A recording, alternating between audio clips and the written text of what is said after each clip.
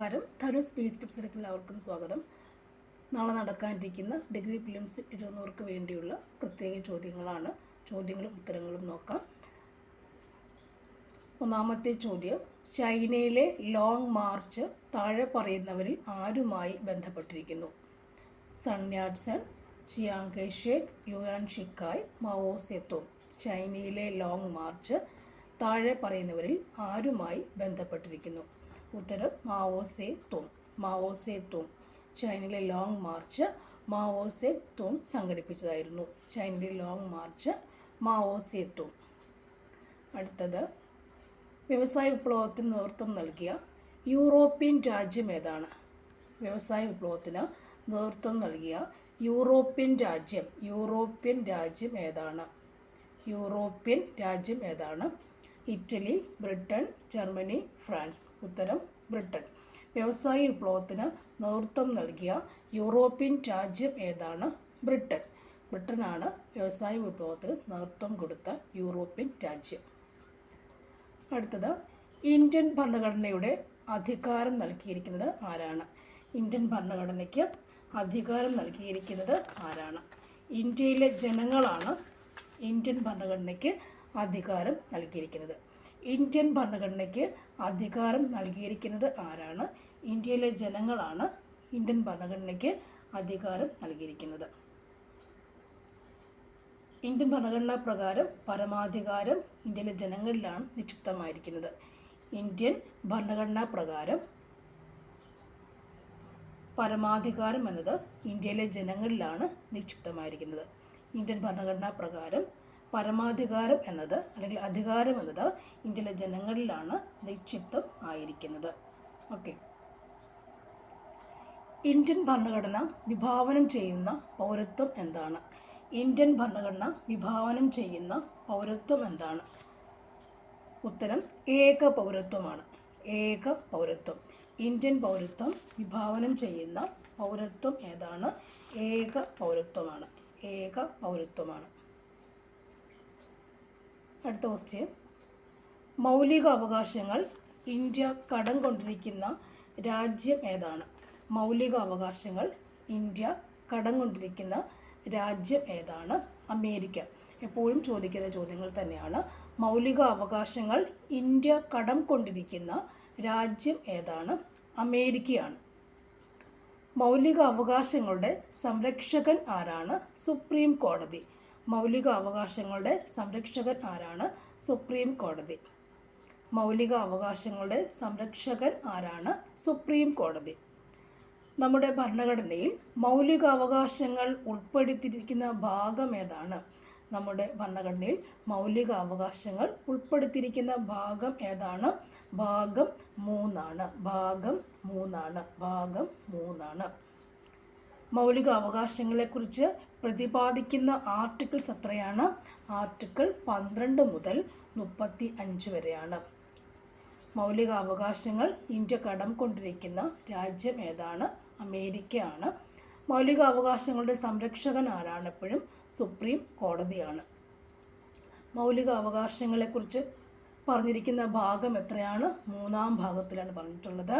Article എത്രണ്ണമുണ്ട്? 12-35 article ഉണ്ട്. ഇനി മൗലിക അവകാശങ്ങൾ റദ്ദ് ചെയ്യുന്നത് എപ്പോഴാണ്? മൗലിക അവകാശങ്ങൾ റദ്ദ് ചെയ്യുന്നത് ഏത് സാഹചര്യത്തിലാണ്? ഉത്തരം എന്താണ്? അടിയന്തരാവസ്ഥ കാലഘട്ടം. അടിയന്തരാവസ്ഥ കാലഘട്ടത്തിൽ മാത്രമേ മൗലിക അവകാശങ്ങൾ റദ്ദ് ചെയ്യാൻ സാധിക്കുകയുള്ളൂ. അത് ആർക്ക് മാത്രമേ പറ്റുകയുള്ളൂ? രാഷ്ട്രപതിക്ക് മാത്രമേ പറ്റുകയുള്ളൂ. മൗലിക അവകാശങ്ങൾ റദ്ദ് ചെയ്യാൻ പറ്റുന്ന സാഹചര്യം ഏതാണ്? അടിയന്തരാവസ്ഥ സാഹചര്യത്തിലാണ്. അത് ആർക്ക് മാത്രമേ സാധിക്കുകയുള്ളൂ? ആ സമയത്ത് പോലും രാഷ്ട്രപതിക്ക് മാത്രമേ സാധിക്കുകയുള്ളൂ. മൗലിക അവകാശങ്ങൾ ഇന്ത്യ കടം കൊണ്ടിരിക്കുന്ന എവിടുന്നാണ്? അമേരിക്കയിൽ നിന്നാണ്. മൗലിക അവകാശങ്ങളുടെ സംരക്ഷകൻ ആരാണ്? സുപ്രീം കോടതിയാണ്. മൗലിക അവകാശങ്ങൾ ഏത് ഭാഗത്ത് വരുന്നു? ഭാഗം 3-ലാണുള്ളത്. ഭരണഘടനയുടെ ഭാഗം 3-ലാണ്. ആർട്ടിക്കിൾസ് എത്ര വരെയുണ്ട്? എത്ര മുതൽ എത്ര വരെയാണ്? 12-35 വരെയാണ് ആർട്ടിക്കിൾസ്. എപ്പോഴാണ് ഇനി മൗലിക അവകാശങ്ങൾ റദ്ദ് ചെയ്യാൻ സാധിക്കാൻ ചോദിച്ചാൽ അടിയന്തരാവസ്ഥ സാഹചര്യങ്ങളിൽ മാത്രമാണ് മൗലിക അവകാശങ്ങൾ റദ്ദ് ചെയ്യാൻ സാധിക്കുക. ആർക്ക് മാത്രമേ സാധിക്കുകയുള്ളൂ? ആ സമയത്ത് പോലും രാഷ്ട്രപതിക്ക് മാത്രമേ അത് സാധിക്കുകയുള്ളൂ. അടുത്ത ക്വസ്റ്റ്യൻ, 44-ാം ഭേദഗതി നിലവിൽ വന്നത് എന്നാണ്? 44-ാം ഭേദഗതി നിലവിൽ വന്നത് എന്നാണ്? വർഷം 1979 44-ാം ഭേദഗതി നിലവിൽ വന്നത്. 44-ാം ഭേദഗതി എന്തിനെക്കുറിച്ച് പറയുന്നതാണ്? സ്വത്തവകാശം മൗലിക അവകാശങ്ങളുടെ നിന്നും നീക്കം ചെയ്ത ഭരണഘടനാ ഭേദഗതിയാണെന്ത്? 44-ാം ഭേദഗതി. സ്വത്തവകാശം മൗലിക അവകാശങ്ങളിൽ നിന്നും നീക്കം ചെയ്ത ഭേദഗതിയാണത്. ആ വർഷം ഏതാണത്? 1978. സ്വത്തവകാശം മൗലികാവകാശങ്ങളിൽ നിന്നും നീക്കം ചെയ്ത ഭേദഗതി 44. വർഷം 1978. ഇനി അങ്ങനെ 44-ാം ഭരണഘടനാ ഭേദഗതി നിലവിൽ വന്നത് എന്നാണ്? 1979. എന്നാൽ ഇപ്പോൾ സ്വത്തവകാശം എന്താണ്? ഒരു നിയമ അവകാശമാണ്. ഓക്കെ. അടുത്ത ക്വസ്റ്റ്യൻ, ജുഡീഷ്യൽ റിവ്യൂ എന്ന ആശയം ഇന്ത്യ കടമെടുത്തിരിക്കുന്നത് എവിടെ നിന്നാണ്? ജുഡീഷ്യൽ റിവ്യൂ എന്ന ആശയം ഇന്ത്യ കടമെടുത്തിരിക്കുന്നത് എവിടെ നിന്നാണ്? ഉത്തരം, അമേരിക്കൻ ഭരണഘടനയിൽ നിന്നുമാണ് ജുഡീഷ്യൽ റിവ്യൂ എന്ന ആശയം ഇന്ത്യ കടമെടുത്തിട്ടുള്ളത്. എന്താണ് ജുഡീഷ്യൽ റിവ്യൂ? അതായത് ഭരണഘടനാ വിരുദ്ധമായ നിയമങ്ങളെ അസാധുവാക്കാനുള്ള സുപ്രീം കോടതിയുടെയോ ഹൈക്കോടതിയുടെയോ അധികാരമാണെന്ത്? Judicial review. ഒന്നുകൂടി, ഭരണഘടനാ വിരുദ്ധമായ നിയമങ്ങളെ അസാധുവാക്കാനുള്ള സുപ്രീം കോടതിയുടെയോ ഹൈക്കോടതിയുടെ അധികാരമാണെന്ത്? Judicial review. അങ്ങനെയുള്ള ജുഡീഷ്യൽ റിവ്യൂ എന്ന ആശയം ഇന്ത്യ കടമെടുത്ത് ഇവിടെ നിന്നായിരുന്നു? അമേരിക്കൻ ഭരണഘടനയിൽ നിന്നുമാണ്. ഒന്നുകൂടി, ജുഡീഷ്യൽ റിവ്യൂ ഭരണഘടനാ വിരുദ്ധമായ നിയമങ്ങളെ അസാധുവാക്കാനുള്ള സുപ്രീം കോടതിയുടെയോ ഹൈക്കോടതിയുടെയോ അധികാരമാണെന്ത്? ജുഡീഷ്യൽ റിവ്യൂ എന്ന് പറയുന്നത്. അടുത്തത്, ജീവിക്കുന്നതിനും വ്യക്തി സ്വാതന്ത്ര്യത്തിനുമുള്ള അവകാശം ഏത് ആർട്ടിക്കിളാണ്? ജീവിക്കുന്നതിനും വ്യക്തി സ്വാതന്ത്ര്യത്തിനുമുള്ള ആർട്ടിക്കിൾ അതിനുമുള്ള അവകാശം ഏത് ആർട്ടിക്കിളാണ്? ആർട്ടിക്കിൾ 21. ജീവിക്കുന്നതിനും വ്യക്തി സ്വാതന്ത്ര്യത്തിനുമുള്ള അവകാശം എവിടെയാണ്? അല്ലെങ്കിൽ ജീവനും വ്യക്തി സ്വാതന്ത്ര്യത്തിനുള്ള അവകാശം ഏതാണ്? ആർട്ടിക്കിൾ 21. അതായത് 44 ഭരണഘടനാ ഭേദഗതി പ്രകാരം ദേശീയ അടിയന്തരാവസ്ഥയിൽ പോലും ഈ അവകാശം അനുവദിക്കുന്നത് തടയാനാവില്ല എന്ന് പറയും. അതായത് മൗലികാവകാശങ്ങളുടെ അടിത്തറ എന്നറിയപ്പെടുന്ന വകുപ്പാണ് ഇത്. മൗലിക അവകാശങ്ങളുടെ അടിത്തറ എന്നറിയപ്പെടുന്നത് തന്നെയാണ് ആർട്ടിക്കിൾ 21. അതായത് ജീവിക്കുന്നതിനും വ്യക്തി സ്വാതന്ത്ര്യത്തിനുമുള്ള അവകാശമാണ് ആർട്ടിക്കിൾ 21. അടിയന്തരാവസ്ഥ കാലത്ത് പോലും ഇതിനെ മറികടക്കാൻ സാധ്യമല്ല. ഓക്കെ. അടുത്തത്, വിദ്യാഭ്യാസത്തിനുള്ള അവകാശം ഏതാണ്? ആർട്ടിക്കിൾ 21A ആണ്. വിദ്യാഭ്യാസത്തെ മൗലിക അവകാശമാക്കിയ ഭരണഘടനാ ഭേദഗതി ഏതാണ്? 86-ാം ഭരണഘടനാ ഭേദഗതി. വർഷം ഏതാണ്? 2002. ഓക്കെ. 86-ാം ഭരണഘടനാ ഭേദഗതിയാണ്. വർഷം 2002. അപ്പോൾ ജുഡീഷ്യൽ റിവ്യൂ എന്ന ആശയം ഇന്ത്യ കടമെടുത്തിരിക്കുന്ന ഇവിടെ നിന്നാണ്? അമേരിക്കൻ ഭരണഘടനയിൽ നിന്നാണ്. അടുത്തത്, ജീവിക്കുന്നതിനും വ്യക്തി സ്വാതന്ത്ര്യത്തിനുമുള്ള അവകാശം ഏത് ആർട്ടിക്കിൾ പറയുന്നുണ്ട്? ആർട്ടിക്കിൾ 21. ഒരു പോയിന്റ് അവിടെ, മൗലിക അവകാശങ്ങളുടെ അടിത്തറ എന്നറിയപ്പെടുന്ന വകുപ്പ് ഏതാണ്? ഈ വകുപ്പാണ്. ആർട്ടിക്കിൾ 21 എന്ന് പറയുന്ന ഭാഗം തന്നെയാണ്. ഓക്കെ. ഇനിയും വിദ്യാഭ്യാസത്തിനുള്ള അവകാശം പറയുന്ന ആർട്ടിക്കിൾസ് ഏതാണ്? ആർട്ടിക്കിൾ 21A ആണ് അല്ലേ? അപ്പോൾ അതിൻ്റെ ഭേദഗതി ഏതായിരുന്നു? ഏത് ഭേദഗതിയായിരുന്നു? 86-ാം ഭേദഗതി വെച്ചിട്ടാണിത് മാറ്റിയേക്കുന്നത് അല്ലേ? വർഷം 2002. 86-ാം ഭേദഗതി റൈറ്റ് ടു എഡ്യൂക്കേഷൻ ആക്ട് വരുന്നുണ്ട്. അത് പാർലമെൻറ്റ് പാസ്സാക്കിയ വിദ്യാഭ്യാസ അവകാശ നിയമം. പാർലമെൻറ്റ് പാസ്സാക്കിയ ഒരു വിദ്യാഭ്യാസ അവകാശ നിയമം വരുന്നുണ്ട്. ആ ഡേറ്റ് എന്ന് പറയാമോ? അത് 2010 ഏപ്രിൽ 1. ഒന്നുകൂടി ചോദ്യം, പാർലമെൻറ്റ് പാസ്സാക്കിയ വിദ്യാഭ്യാസ അവകാശ നിയമം എന്ന് വന്നു? 2010 ഏപ്രിൽ 1. അപ്പോൾ ജീവനും വ്യക്തിക്കും വേണ്ട 21 ആർട്ടിക്കിൾ. വിദ്യാഭ്യാസത്തിൻ്റെ അവകാശം എത്രയാണ്? ആർട്ടിക്കിൾ 21A ആണ്. 21A ആണ്. ഓക്കെ അല്ലേ? നെക്സ്റ്റ് ചോദ്യത്തിലേക്ക് പോകുന്നു. കരുതൽ തടങ്കലിനെ കുറിച്ച് പ്രതിപാദിക്കുന്ന ആർട്ടിക്കിൾ ഏതാണ്? കരുതൽ തടങ്കലിനെ കുറിച്ച് പ്രതിപാദിക്കുന്ന ആർട്ടിക്കിൾ ഏതാണ്? ആർട്ടിക്കിൾ 22 ആണ്. അതായത് അന്യായമായി അറസ്റ്റ് ചെയ്യുന്നതിനും തടങ്കലിൽ വയ്ക്കുന്നതിനുമെതിരെയുള്ള 22-ാം വകുപ്പ് അതിന് ഉറപ്പ് കൊടുക്കുന്നുണ്ട് അവർക്ക്.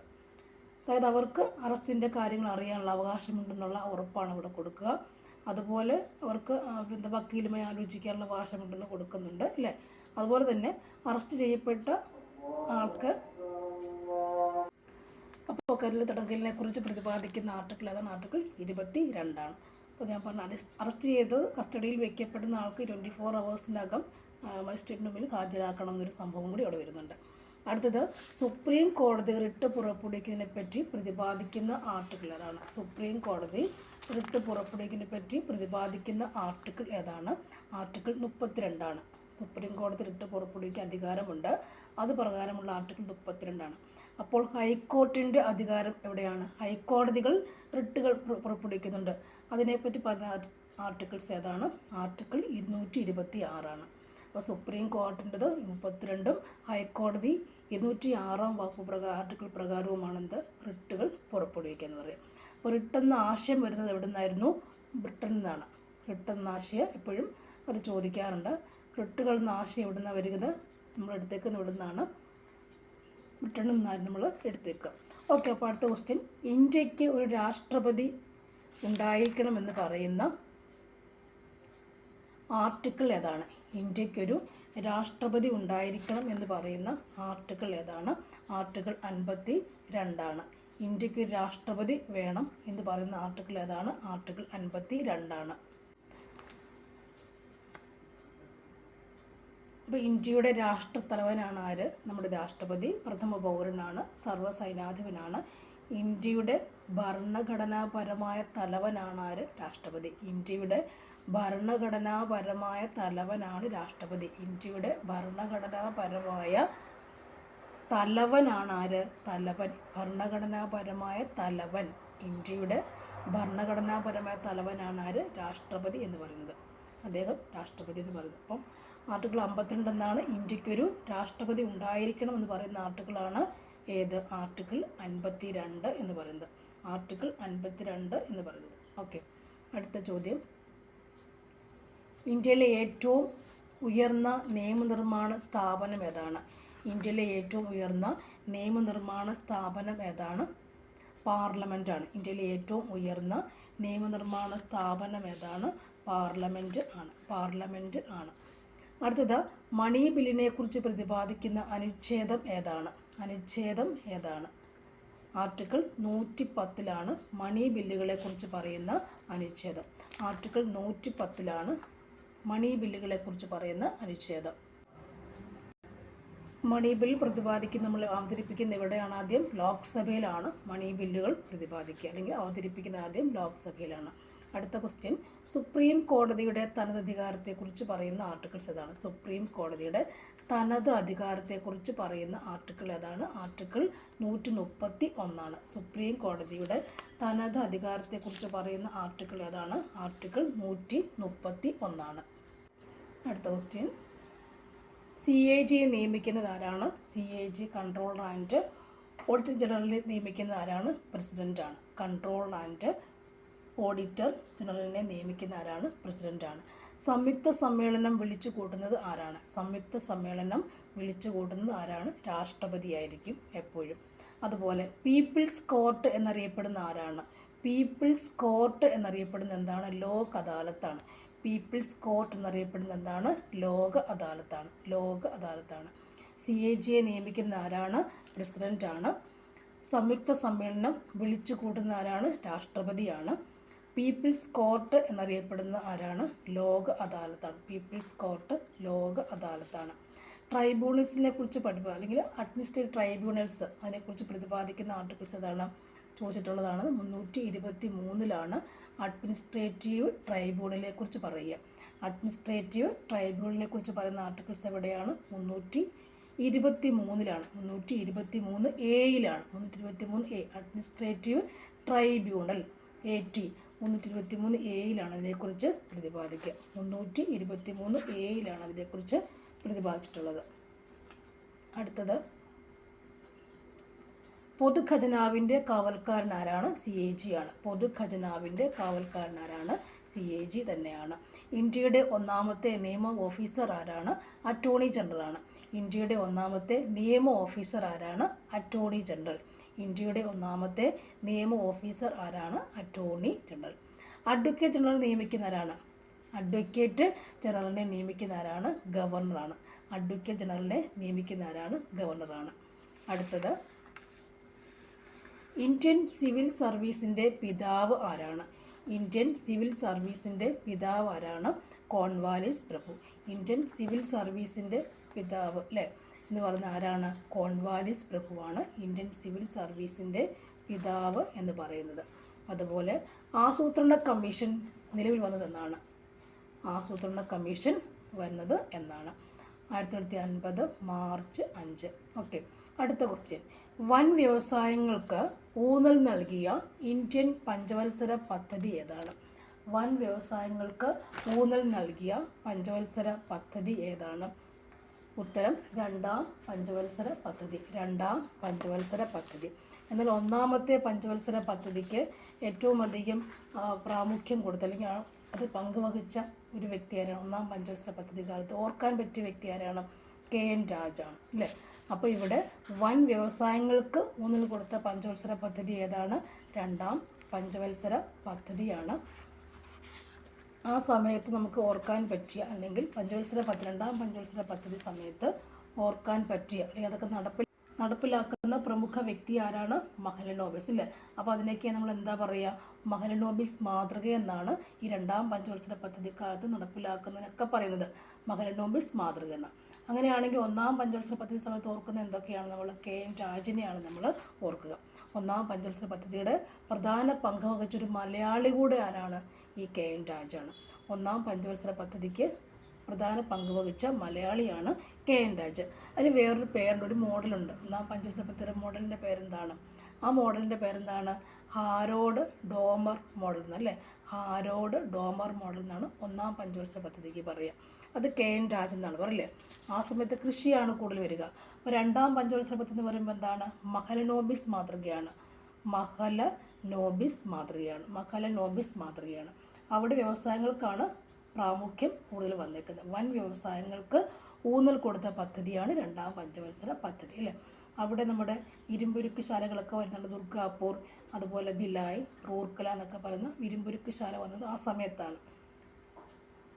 അടുത്ത ക്വസ്റ്റ്യൻ, 1975 20 പരിപാടികൾ നടപ്പിലാക്കിയ പഞ്ചവത്സര പദ്ധതി ഏതാണ്? 75 20 പരിപാടികൾ നടപ്പിലാക്കിയ പഞ്ചവത്സര പദ്ധതി ഏതാണ്? അഞ്ചാം പഞ്ചവത്സര പദ്ധതിയാണ്. അതായത് ദാരിദ്ര്യ നിർമ്മാർജ്ജനത്തിന് വേണ്ടി നടപ്പിലാക്കിയതാണെന്ത്?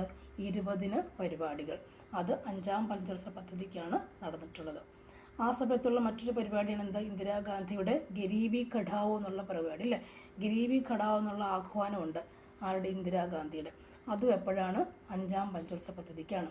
അപ്പോൾ ഗരീബി ഘടാവോ, ദാരിദ്ര്യ നിർമ്മാർജ്ജനമൊക്കെ എപ്പോഴാണ്? അഞ്ചാം പഞ്ചവത്സര പദ്ധതിക്കാലത്താണ്. ഗരീബി ഘടാവോ അല്ലേ, പ്രോവർട്ടി കളയുക. ഗരീബി ഘടാവോ ഹിന്ദി വാക്ക് പോലെ. 1975 20 പരിപാടികൾ നടപ്പിലാക്കിയ പഞ്ചവത്സര പദ്ധതി ഏതാണ്? അഞ്ചാം പഞ്ചവത്സര പദ്ധതി.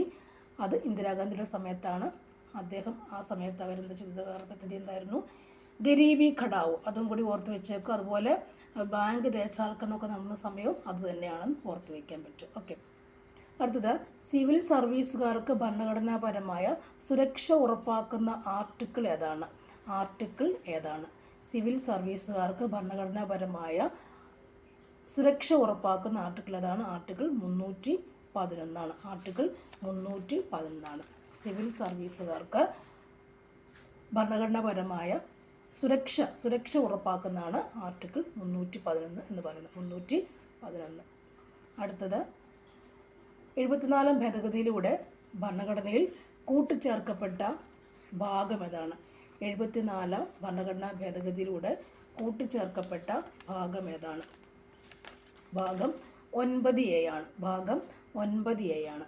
74 ഭേദഗതി എന്താണ്? മുനിസിപ്പാലിറ്റി സംവിധാനങ്ങൾക്കും ഭരണഘടനാപരമായ അംഗീകാരം കൊടുക്കണമെന്നുള്ള ഭേദഗതിയാണ്. മുനിസിപ്പാലിറ്റി സംവിധാനത്തിൻ്റെയാണ് 74 ഭേദഗതി. അപ്പോൾ 73 എന്തായിരുന്നു? പഞ്ചായത്ത് രാജ് സംവിധാനമായിരുന്നു. 74 ഭേദഗതി എന്താണ്? മുനിസിപ്പാലിറ്റി സംവിധാനങ്ങൾക്ക് അംഗീകാരം കൊടുക്കുക. 73 എന്ന് പറയുമ്പോൾ പഞ്ചായത്തുകൾക്ക് അംഗീകാരം കൊടുക്കുന്നതാണ്. അപ്പോൾ 74 ഭേദഗതിയിലൂടെ അല്ലെങ്കിൽ അത് ചേർക്കപ്പെട്ട ഭാഗം ഏതാണ്? ഭാഗം 9A എന്ന് ഓർത്തിരിക്കുക. ഭാഗം 9A ചോദിച്ചിട്ടുള്ളതാണ്. 9A എന്ന് ഓർത്തിരിക്കുക അല്ലേ. പട്ടിക എവിടെ ഏതാ വരിക? പട്ടിക 12ാം പട്ടികയാണ് വരിക. 12ാം പട്ടികയാണ് വരിക ഭാഗം 9A. 74ാം ഭേദഗതി കൂട്ടിച്ചേർക്കപ്പെട്ട ഭാഗം 9Aയും പട്ടിക 12ഉമാണ്. പട്ടിക 12ഉമാണ്. അതുപ്രകാരം 18 വിഷയങ്ങളാണ് ഇവിടെ വരുന്നത്. 18 വിഷയങ്ങളാണ് ഇവിടെ വന്നേക്കുന്നത്. ഓക്കെ. അപ്പോൾ അടുത്തത് ഇന്ത്യയുടെ രണ്ടാമത്തെ പൗരനാരാണ്? ഉപരാഷ്ട്രപതിയാണ്. ഇന്ത്യയുടെ രണ്ടാമത്തെ പൗരനാരാണ്? ഉപരാഷ്ട്രപതിയാണ്. ഓക്കെ. ഇനി വനം, വന്യമൃഗ സംരക്ഷണം, പരിസ്ഥിതി സംരക്ഷണം എന്നിവ പ്രതിപാദിക്കുന്ന ആർട്ടിക്കിൾസ് ഏതാണ്? ആർട്ടിക്കിൾ 48A ആണ്. വനം, വന്യമൃഗ സംരക്ഷണം, പരിസ്ഥിതി സംരക്ഷണം എന്നിവയെക്കുറിച്ച് പ്രതിപാദിക്കുന്ന ആർട്ടിക്കിൾസ് ഏതൊക്കെയാണ്? ആർട്ടിക്കിൾ 48A ആണ് അല്ലേ. നമുക്ക് പഠിക്കാനുള്ള ഈ സമയത്ത് പഠിക്കാനുള്ള ഭേദഗതികളുണ്ടല്ലേ. 42ാം ഭേദഗതി മുതൽ അല്ലേ. 42ാം ഭേദഗതി ഉണ്ട്, മിനി കോൺസ്റ്റിറ്റ്യൂഷൻ ഉണ്ട്. അവിടെയാണ് നമുക്ക് സെലൻസിങ് കമ്മിറ്റി ഓർക്കാൻ പറ്റും. അതുപോലെ എന്താണ് നമ്മുടെ എന്താ പറയുക, മറ്റൊരു വാക്കുണ്ടല്ലോ, സ്ഥിതി സമത്വം ഒക്കെ, ഇത് മതേതരത്വ സംഭവം ഉണ്ടല്ലോ, അത് പഠിക്കണം.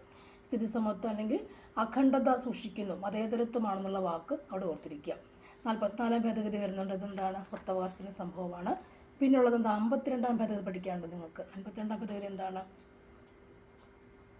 52 പറഞ്ഞു. 52 ചേർക്കപ്പെട്ട പട്ടിക ഏതാണ്? 10ാം പട്ടിക വഴി 52ാം ഭേദഗതി കൂട്ടിച്ചേർക്കപ്പെട്ടു. 52ാം ഭേദഗതി കൂറുമാറ്റം ഓർക്കണം. കൂറുമാറ്റം 52 കൂറുമാറ്റ നിരോധന നിയമത്തെക്കുറിച്ച് പറയുന്നതാണ് 52ാം ഭേദഗതി. അടുത്ത പട്ടിക ഏതായിരുന്നു? 73 പറഞ്ഞു, 74 പറഞ്ഞില്ല. 86 ഏതായിരുന്നു? വിദ്യാഭ്യാസത്തെക്കുറിച്ചുള്ളതാണ് 86ാം ഭേദഗതി അല്ലേ. 91 ഏതാണ്? 52 കൂറുമാറ്റ നിരോധന നിയമമാണെങ്കിൽ 90 എന്താണ്? ഈ 52ാം ഭേദഗതി പ്രകാരം നിലവിൽ വന്ന കൂറുമാറ്റ നിരോധന നിയമത്തിനെ ശക്തിപ്പെടുത്തുന്നതാണെന്ത്? 91 ഭേദഗതി എന്താണ്? കൂറുമാറ്റ നിരോധന നിയമത്തെ ശക്തിപ്പെടുത്താൻ വന്ന ഭേദഗതിയാണെന്ത്? ഈ 91 ഭേദഗതി എന്ന് പറയുന്നത്. Okay. Thank you for watching. വീണ്ടും